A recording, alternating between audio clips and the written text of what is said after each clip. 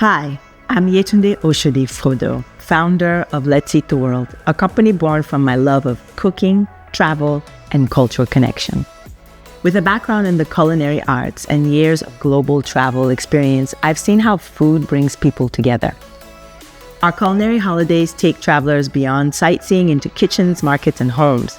We host small groups in France, Spain, Italy, Georgia, Peru, Colombia, and new destinations on the way. Working with local chefs and guides, people passionate about sharing their community with us. Whether we're folding khinkali in Tbilisi, shaping pasta in Parma, or exploring the markets of Uzes, we're constantly connecting with people in meaningful ways, in cultural exchange seated at the table.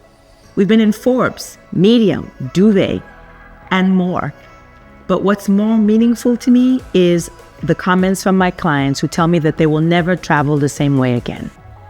I hope you'll join us on a future journey and share a seat at the table.